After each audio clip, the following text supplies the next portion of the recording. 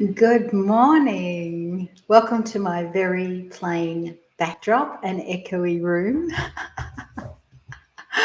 While Ollie sorts something else out there in that room, I'm in this room for the time being. How is everybody? Happy Sunday. Today, we're actually going to talk about addiction. Now, usually I have a topic picked the night before and I have my graphic up the night before. And I had a topic, but for some reason I didn't put up a graphic. And now I know why. Because this morning I watched an amazing video and went, right, we're talking about this. This is quite incredible what I watched. And so we are going to talk about addiction. Now, I've been watching and I've linked in the thing below, the description box below, the video that I was watching, and it's from my Zero Carb Life with Kelly Hogan, and she's interviewing a addiction expert called Bitten Johnson, a Swedish lady. Absolutely fascinating. And so I wanted to touch on this because food is everything, right? We've got to eat anti-inflammatory foods. We've got to keep foods. My biggest watched videos on this channel is anything to do with the food, and what we can eat and what we can't eat. So food is such a big part of our world. Here's what I didn't understand about addiction, sugar addiction. She focuses on sugar and carb addiction. But here's the funny thing. I'm going to skip around because I just madly wrote down all these notes, right? The stretch receptors in our stomach, when we're really full, it induces oxytocin. And so people who overeat for a start, what they're doing is they're inducing oxytocin, which is our reward and dopamine kind of centers, right?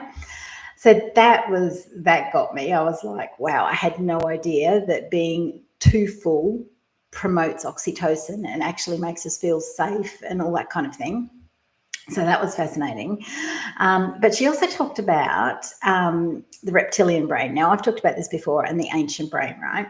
So it's responsible also for fight, flight. It's not just our adrenals, fight, flight, freeze. So, it's our survival center. It's what makes us see a stick on the ground and jump because we think it's a snake. It's all about survival. So fight, flight, freeze, but it's also food and sex. So you think about food and sex being the major addictions in our world.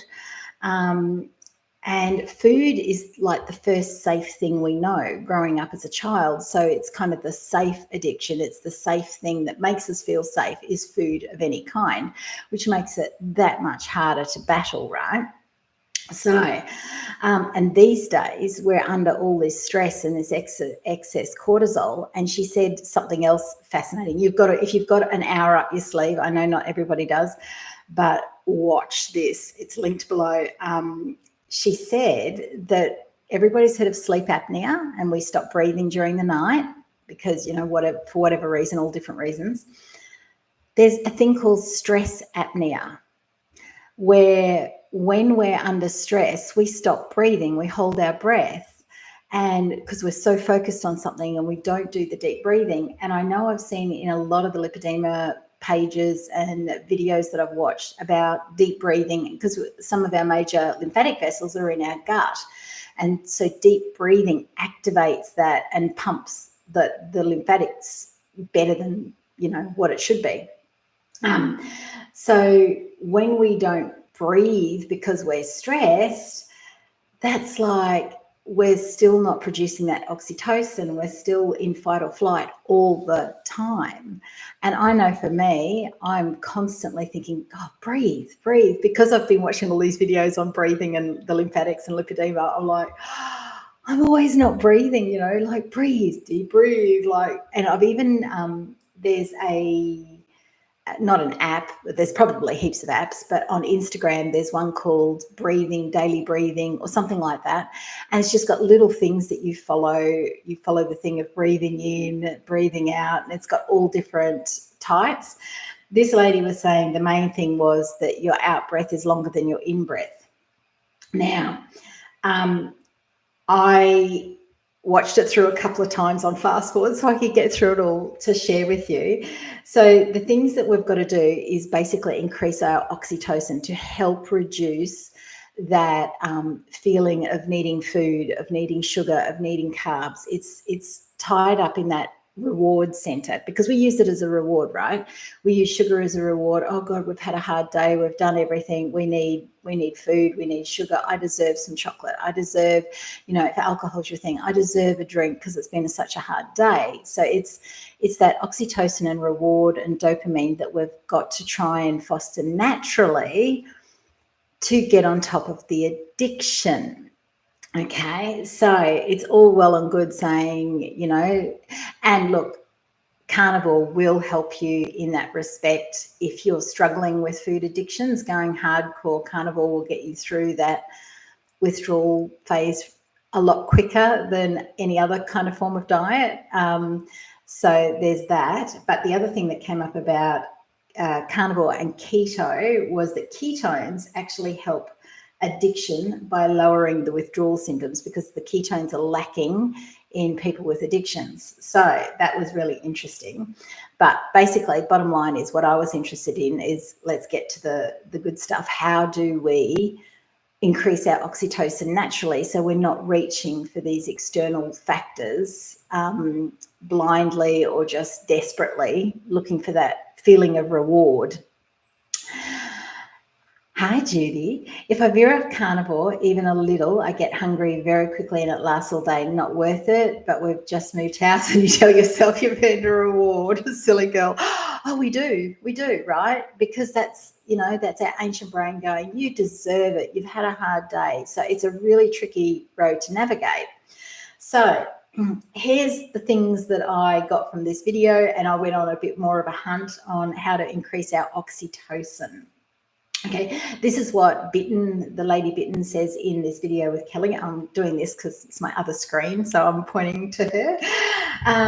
Okay, so sharing the problem and the feelings of what you're going through. And I've always said this, if you say something out loud, and I've always said this because I learned this many years ago, anything that you say out loud with your feelings to somebody else lessens that feeling by 50%. They've done studies on this. It's insane.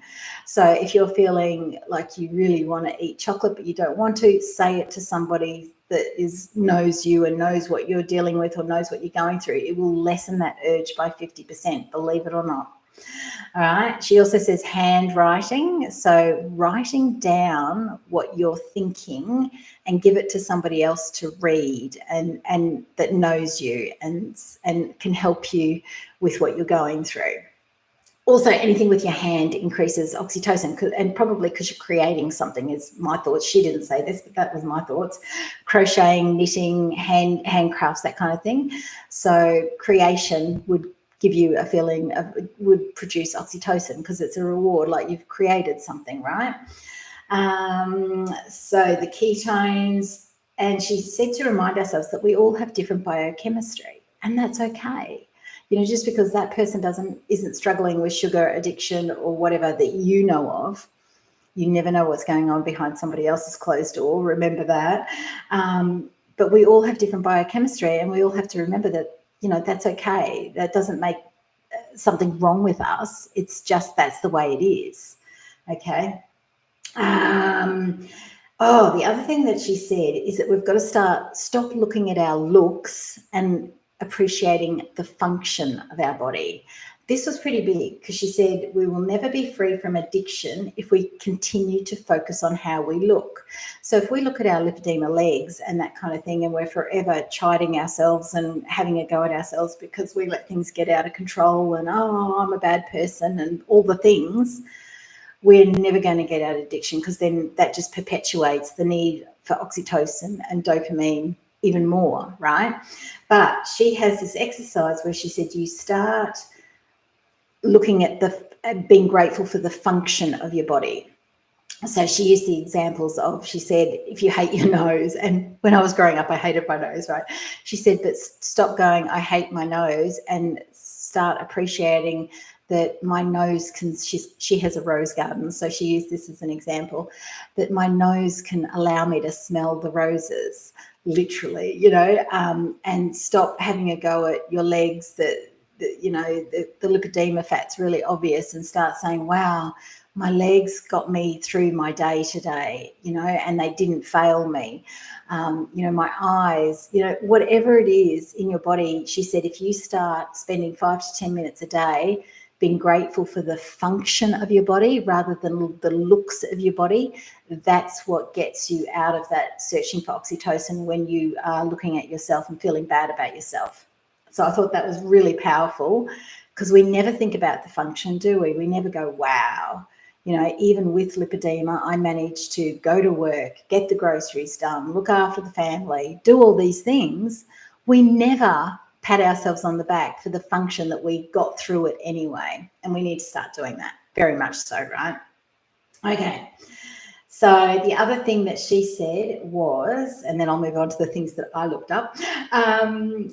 She said she uses the phrase no matter what. So she will commit, she's an ex-addict, right? So 40 years she studied this, because she started off addicted to alcohol, and then she became addicted to cigarettes. And then when she managed to quit those, then it was food, but then she realized it was actually not food, it was sugar and carbs, right? And that's what happens if we don't deal with the addiction and why we're addicted to needing this oxytocin and the dopamine. Then we're just going to swap one addiction for another. And I see this a lot in the gastric sleeve pages, where a lot of people after gastric sleeve have become alcoholics, because you can drink easily. And, as long as it's not water. A lot of people can't drink water. I can, but yeah, I don't know why. And it's sweet, and it's giving you that oxytocin hit that food no longer can, because you can't fit enough in, potentially for stretch receptors, for whatever reason that they needed the gastric sleeve. So yeah, really fascinating that that's the case. But she says, no matter what today. So to get through all her addictions, and then she went on to study it for 40 years to figure it out. She says every day, no matter what, I'm going to. So just for that day. And so obviously she still deals with that biochemistry of the addiction. So she says, no matter what, today I'm not going to eat sugar. No matter what, today I'm not going to XYZ.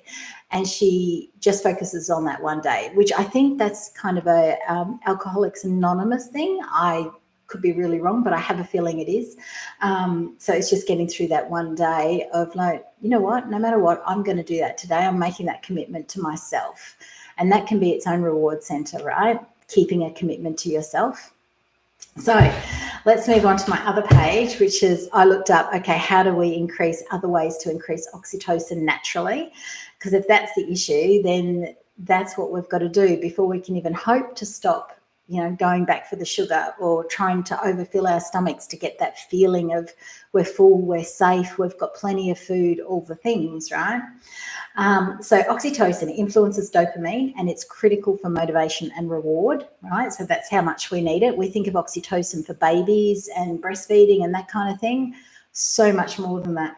Oxytocin and carbon dioxide are the body's largest natural relaxation system.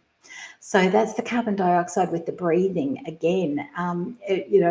Because it's our carbon dioxide, we need it in our bodies to promote this relaxation and this feeling of oxytocin and safeness.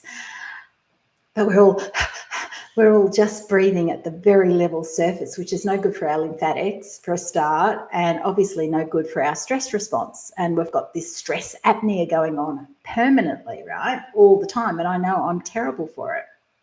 Okay, so oxytocin. Here are the ways to increase it naturally. Physical touch, so hugs and massages. Social interaction. Pets are great to increase oxytocin, patting your animals. Exercise. And so this isn't, this is a list that I went Googling, but she also said about exercise that long, slow exercise is better for changing our brain than like, intermittent, all that interval training and all that kind of thing, long and slow. Okay, so that was really interesting. Listening to music increases oxytocin, and selfless acts, so like volunteering or, what do they call that thing where you, silent acts of kindness or something, where you do something quietly and for somebody else and they don't know about it. So there's that option. If you don't have time in your world for volunteering and that kind of thing, or you're not somewhere where that's available to you, then yes, selfless acts of kindness, leaving, a little gift or some food or something on somebody's doorstep that is going through a rough time, or paying for the person behind you in the cafe or whatever, that can increase oxytocin, right? Dietary wise, magnesium increases which makes sense to me, because magnesium is our stress and sugar mineral, and we're all lacking in it. So if you want to get that naturally, dark chocolate, so dark chocolate that does not have sugar in it is the point. And avocado, magnesium. But we could probably all do with a dose of supplemental magnesium every now and again. I'm not one to say go on supplements never ending, except for ginkgo. I'll always take ginkgo. That's just the thing. But you could every now and again get a bottle of magnesium or powder or whatever, use it up, and then go a couple of months and do it again, because we all live in a very high stress, high sugar environment. So that would help there. Vitamin D.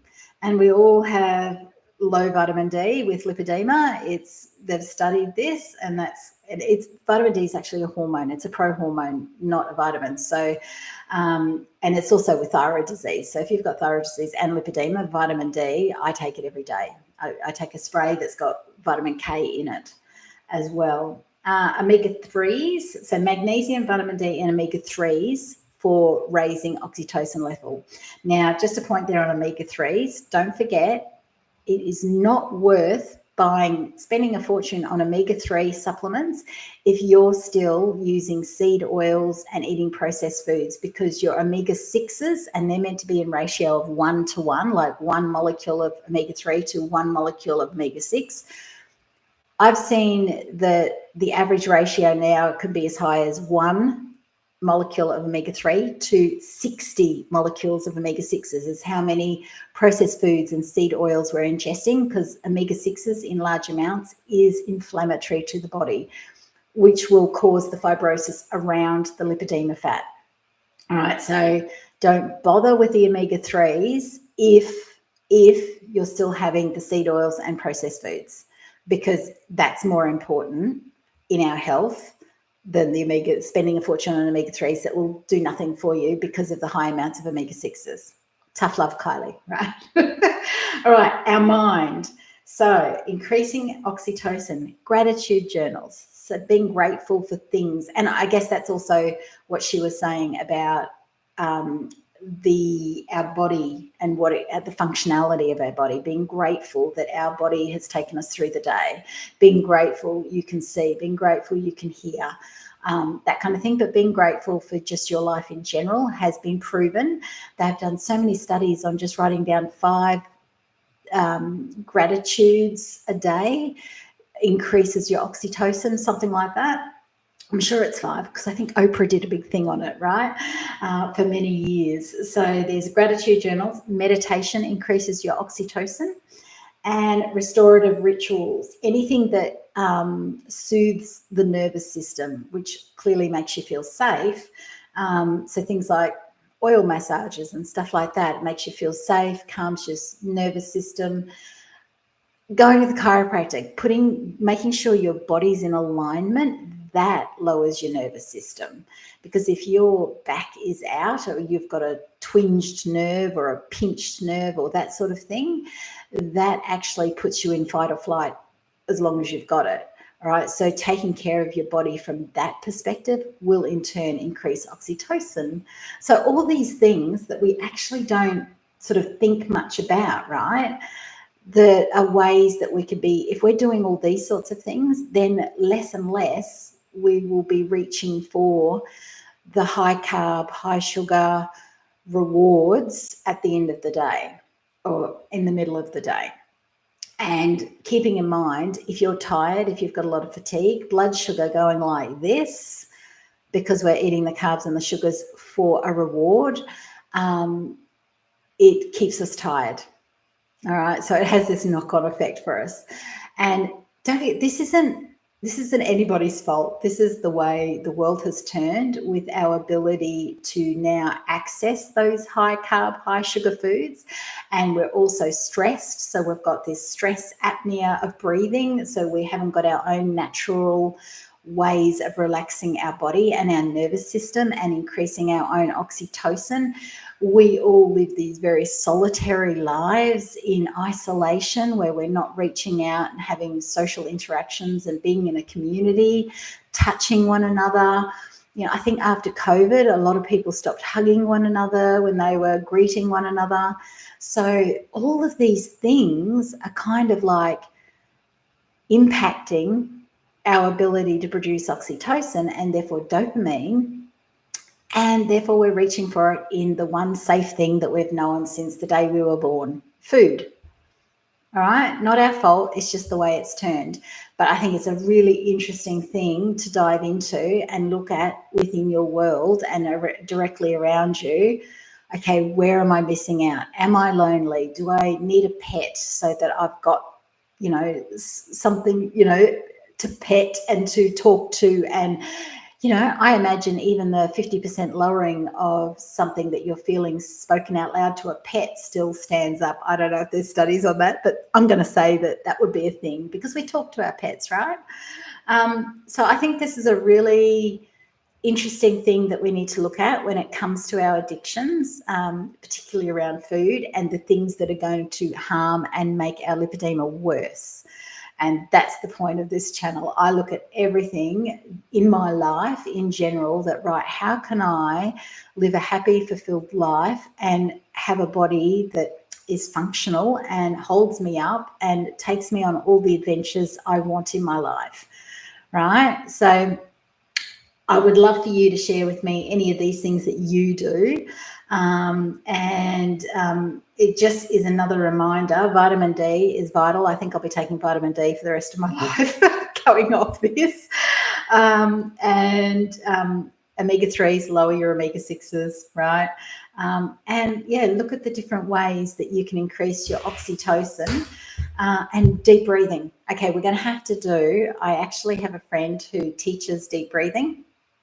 I shall be reaching out to her and doing a video so that she can take us through some deep breathing. Because look, for years, I've had her say, no, you've got to breathe. And I'm like, oh, it's just, you know, you're not ready till you're ready. But this, I think, is the final piece of the puzzle that's made me go, and it's funny because I would have thought knowing that we need to deep breathe for our lymphatics would have been the thing that ticked my head over. You never know what it is that makes you finally go, I'm going to do that. For me, it's hearing that it's our relaxation center. It improves our oxytocin. And the bonus for me is the lipedema effects, which is weird. But I'm actually going to focus on this more. I'm going to pull up that channel on Instagram and I am going to start doing some breathing exercises. So that's it from me. It is a rainy day here, so I'm not sure if we're going for a walk now, but we'll see. I hope you're all well wherever you are in the world, and I hope that you're increasing your oxytocin step by step, and I will see you this time next Sunday. Have a great week, everybody.